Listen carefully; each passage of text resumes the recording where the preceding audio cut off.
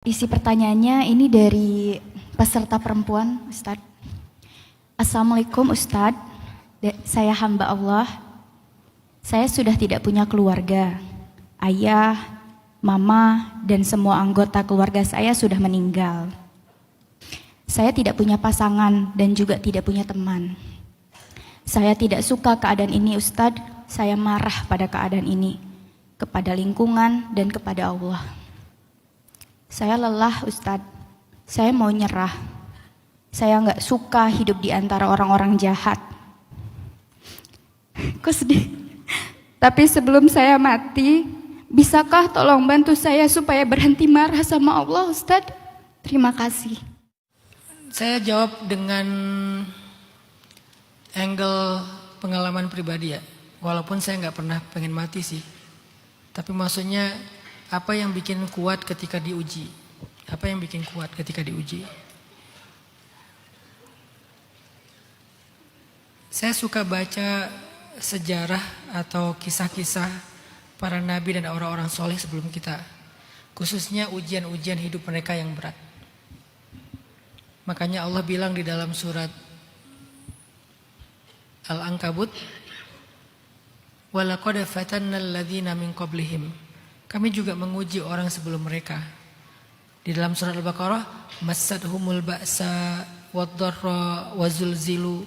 Mereka diuji dengan ujian fisik, diuji dengan ujian harta, diuji dengan ujian perasaan, diguncang. Saya suka baca tentang kisah-kisah mereka, tiba-tiba saya malu.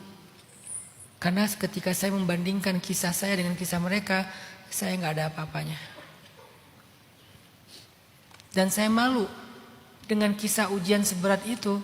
Mereka adalah hamba-hamba yang selalu memuji Allah. Hamba-hamba yang selalu bersyukur kepada Allah. Hamba-hamba yang selalu berbaik sangka kepada Allah.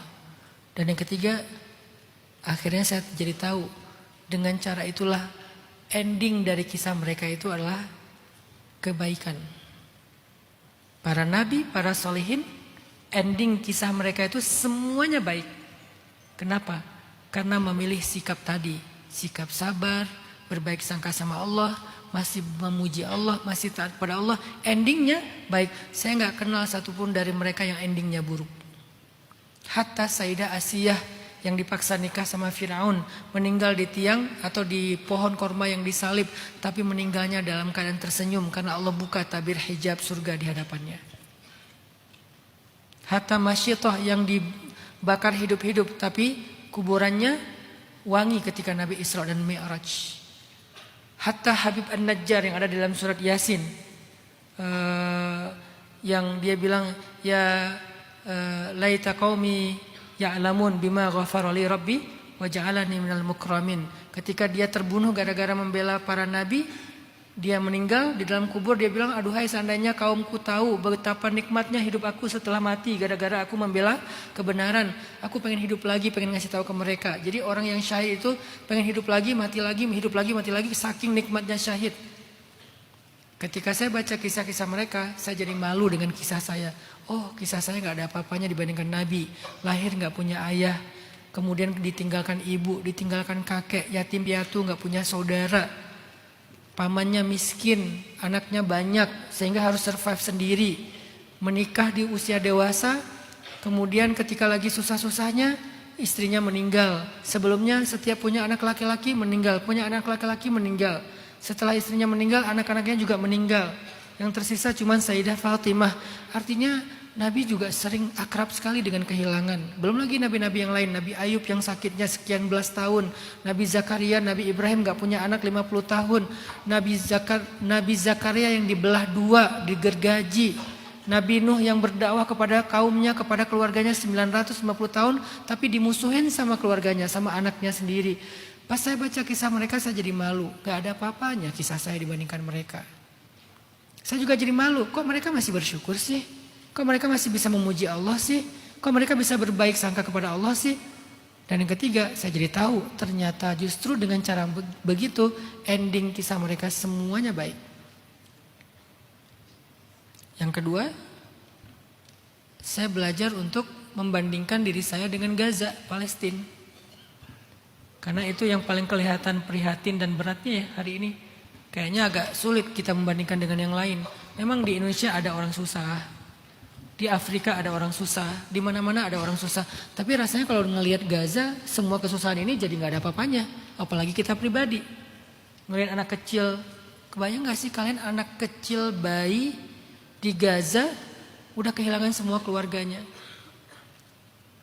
Tapi ketika saya baca sejarah dulu ada juga bayi kayak gitu namanya Saifuddin Qutuz. Ayah ibunya dibunuh sama Mongol. Keluarganya dibantai sama Mongol, orang Khawarizmian. Khawarizmian kalau sekarang itu daerah-daerah Iran, Kazakhstan, Uzbekistan, daerah-daerah situ dibantai keluarganya sama Mongol. Yang selamat cuma satu anak kecil namanya Saifuddin Qutuz. Lalu dia diperjualbelikan sebagai budak sampai dia jadi budak di Mesir. Lalu dia mendirikan sebuah kerajaan budak namanya Mamluk. Mamluk itu artinya budak. Sampai malah dia menjadi raja kesatria pertama yang mengalahkan pasukan Mongol di masa-masa kejayaan Mongol. Disitulah saya belajar bahwa hidup mereka susah-susah juga, berat-berat juga. Tapi mereka selalu endingnya luar biasa. Kenapa? Allah selalu punya cerita. Ketika saya kehilangan ibu, awalnya saya marah. Kenapa? Ibu saya meninggal tsunami kan? Tapi begitu saya tafakur, emangnya siapa yang lebih bisa membahagiakan ibu saya? Allah atau saya? Saya marah karena saya ngerasa saya lebih berhak membahagiakan ibu saya. Kok diambil sama Allah? Saya belum lulus kuliah, saya pengen membahagiakan ibu saya kalau saya pulang. Kok diambil duluan? Akhirnya saya sadar Allah lebih baik membahagiakan ibu saya daripada saya. Salah satu bentuknya Allah ajak ibu saya pulang dengan diberikan pahala syahid, yaitu tenggelam. Disitulah saya ikhlas ridho. Oh Allah lebih baik. Belum lagi tadi jilbabnya tertutup, auratnya tertutup walaupun kegulung dengan ombak tsunami. Di rumah saya itu ombaknya lebih tinggi daripada pohon kelapa. Padahal jarak rumah saya dengan laut itu 3 kilo. Kalau di laut tingginya 50 meter ombaknya. Kalau di rumah saya sekitar 17 sampai 20 meter ombaknya. Kegulung, di dalam ombak itu bukan air gini, airnya tuh gini kayak blender. Tapi jilbabnya tertutup. Harusnya kan kebuka semua, tapi ketutup. Allah menjaga aibnya. Oh di situ saya paham, saya ikhlas, saya ridho. Jadi saya sering membandingkan diri saya dengan orang yang jauh lebih berat, baik dalam sejarah yang ada di sekitar kita, sehingga saya ngerasa saya bukan apa-apa dibandingkan mereka. Tapi kalau saya bandingkan dengan orang yang lebih menurut saya kelihatannya lebih bahagia, saya akan berputus asa. Padahal kebahagiaan dan ujian itu musim. Kalau sekarang kita lagi susah, memang musim susah. Nanti ada musim bahagianya, gak susah-susah terus. Itu yang saya pahami. Semoga dengan baca kisah Nabi, ngelihat Gaza, ngelihat sekitar kita banyak orang susah juga, mbaknya bisa sedikit diberikan kesabaran oleh Allah. Dan yakinlah kesudahan itu wal aqibatu lil muttaqin. Kesudahan yang baik itu hanya bagi orang yang bertakwa.